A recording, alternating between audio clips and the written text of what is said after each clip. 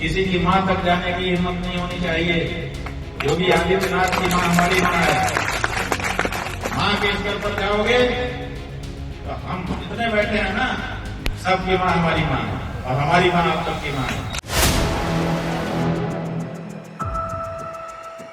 नमस्कार, आप देख रहे हैं 4 PM न्यूज नेटवर्क पर। हूं आपके साथ आयुष मिश्रा। क्या हुआ जब स्वामी मुक्तेशानंद ने कहा कि योगी आदित्यनाथ की मां हमारी मां है?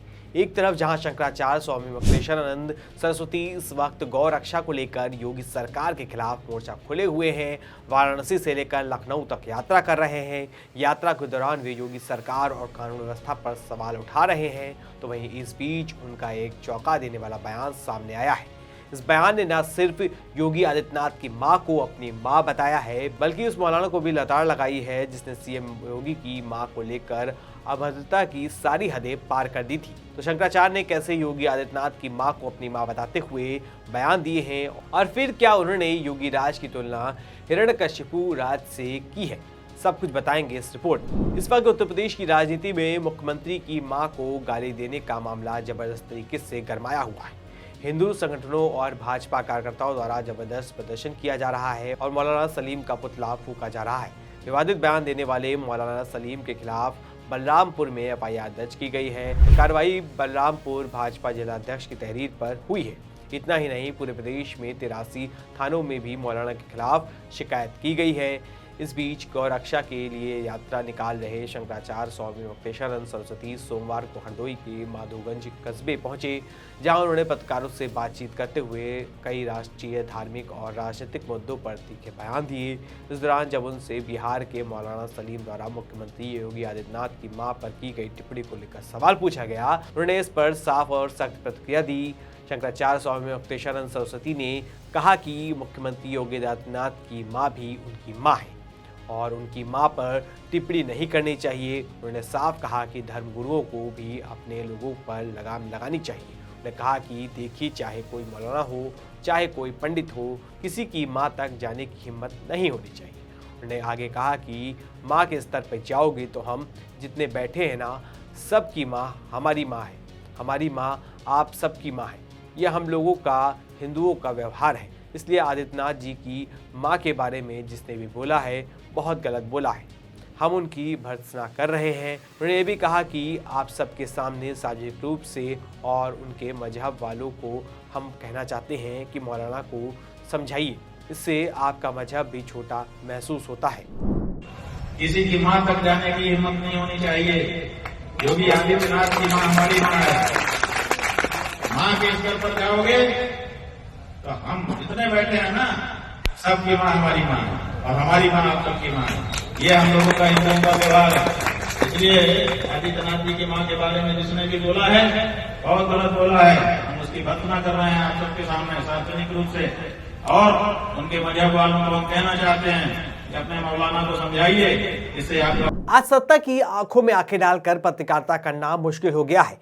हम पर मुकदमों से लेकर चैनल को बंद करने का दबाव बनाया जा रहा है। मुश्किल दौर है, लेकिन हम हार नहीं मानेंगे। इसलिए 4 PM को ज्यादा से ज्यादा ज्वाइन करें और स्वतंत्र पत्रकारिता को जिंदा रखने के लिए जितना हो सके हमारा आर्थिक सहयोग करें। उम्मीद है कि आपके सपोर्ट से हम ये जंग जीत जाएंगे। लेकिन शंकराचार्य यही नहीं रुके। उन्होंने आगे इस्लाम धर्म के बारे में भी बातें की और कहा कि इस्लाम में भी मां का दर्जा बहुत ऊंचा माना गया है। उन्होंने कहा कि इस्लाम में भी मां का दर्जा सबसे ऊंचा माना गया है। हमारे यहाँ भी शास्त्र कहता है कि सबसे बड़ा पिता है, क्योंकि वही हमारा जन्मदाता है, लेकिन उससे भी 100 गुना अधिक मां का दर्जा है। उन्होंने आगे कहा कि मां के बारे में आप इस तरह की गलत बयानबाजी करते हैं, आप शब्द बोलते हैं, खबरदार नहीं बोलना चाहिए। अब आपको बताते हैं कि आखिर ये पूरा मामला क्या है। दरअसल इस पूरे विवाद की शुरुआत उस समय हुई जब बिहार के मौलाना अब्दुल्ला सलीम का एक बयान सोशल मीडिया पर तेजी से वायरल हो गया।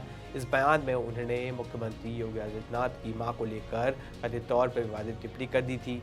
वीडियो सामने आने के बाद कई संगठनों और लोगों ने इसे मुख्यमंत्री की मां का अपमान बताते हुए कड़ा विरोध दर्ज कराया। वायरल वीडियो के बाद यह मुद्दा तेजी से गर्म हो गया और चर्चा में बन गया और सोशल मीडिया पर भी तीखी प्रतिक्रियाएं देखने को मिली। कई हिंदू संगठनों, सामाजिक कार्यकर्ताओं, बीजेपी पदाधिकारियों, छात्रों ने पुलिस प्रशासन से तत्काल कार्रवाई की मांग की। साथ ही अभी चेतावनी दी गई कि यदि जल्द गिरफ्तारी नहीं हुई तो बड़े स्तर पर आंदोलन किया जाएगा। वहीं विवाद बढ़ने के बाद राजधानी लखनऊ में भी विरोध प्रदर्शन शुरू हो गया। शहर के हजरतगंज इलाके में कई स्थानों पर विरोध स्वरूप होर्डिंग लगाए गए। इसके साथ ही अटल चौक पर युवाओं ने एकत्र होकर मौलाना अब्दुल्ला सलीम के खिलाफ जोरदार प्रदर्शन किया। प्रदर्शन के दौरान जमकर नारेबाजी की और मौलाना का पुतला फूंका गया। प्रदर्शनकारियों ने प्रशासन से जल्द गिरफ्तारी और सख्त कार्रवाई की मांग की और साफ कहा कि जब तक कार्रवाई नहीं होगी तब तक विरोध जारी रहेगा। इस बीच शंकराचार्य स्वामी मुक्तेश्वरानंद सरस्वती ने एक और बड़े विवाद को जन्म देने वाला बयान दिया है। दरअसल उनसे आशुतोष ब्रह्मचारी के उस बयान को लेकर सवाल पूछा गया जिसमें कहा गया था कि शंकराचार्य अखिलेश यादव और समाजवादी पार्टी के गुरु है और उनसे जो कहा जाता है वही बोलते हैं।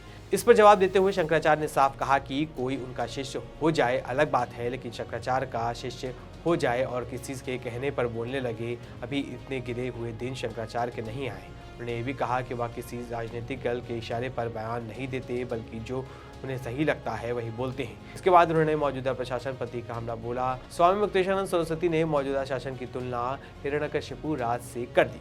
उन्होंने कहा कि हिरण्यकशिपु राज में सन्यासियों पर अत्याचार होता था, वो राज आ गया है। उन्होंने कहा कि माघ मेले में मौनी अमावस्या के दिन आपको सन्यासी कहने वाले मुख्यमंत्री की पुलिस ने डंडे बरसाए। सन्यासियों के ऊपर, ब्रह्मचारियों के ऊपर डंडे बरसाने का मतलब क्या है? यही तो हिरण्यकशिपु के राज में होता था। उन्होंने सवाल उठाते हुए कहा कि क्या यह हिरण्यकशिपु का राज फिर से आ गया है? इस बात पर हम सबको विचार करना होगा। यानी एक तरफ शंकराचार्य ने मुख्यमंत्री योगी आदित्यनाथ की मां का सम्मान करते हुए कहा कि योगी की मां हमारी मां है, किसी को भी किसी की भी मां के बारे में अपशब्द नहीं बोलना चाहिए। वहीं दूसरी तरफ उन्होंने मौजूदा शासन और प्रशासन पर गंभीर सवाल खड़े करते हुए इसे हिरण्यकशिपु के राज जैसा बताया। इसी वजह से अब पूरा मामला उत्तर प्रदेश की राजनीति में बड़ा मुद्दा बनता जा रहा है और आने वाले दिनों में राजनीति और तेज होने के संकेत मिल रहे हैं। इस पूरे मामले को लेकर आप क्या सोचते हैं? आपकी क्या राय है? हमें कमेंट करके जरूर बताएं। ऐसी ही तमाम खबरों के लिए सब्सक्राइब करें 4PM न्यूज़ को। धन्यवाद।